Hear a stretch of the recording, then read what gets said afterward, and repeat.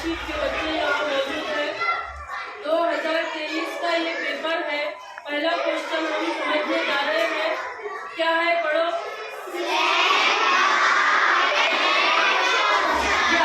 Select the correct option, यानी सही उत्तर वाली आपको चुन के यहाँ पर बताना है। या ये क्वेश्चन पेपर अलग रहेगा और आंसर शीट आपकी अलग रहेगी।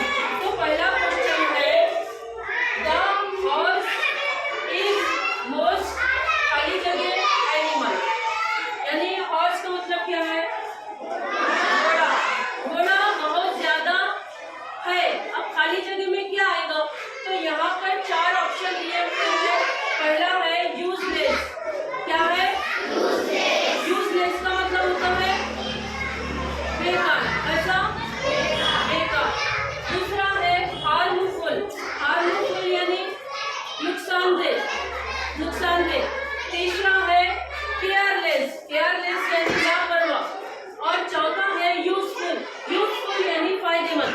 तो आप चारों में से क्या ऑप्शन आएगा यहाँ, क्या आएगा, करेक्ट, यूजफुल। तो हमारा ये मतलब ये ऑप्शन सही है। तो ये आंसर शीट आपको इस तरह की रहेगी।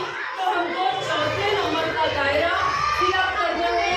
तो इसको हम अंदर ही अंदर दायरे को फिलअप करेंगे। इस तरह से ये पूरा भरना चाहिए गोलाई में। तो आपकी समझ में आएगा।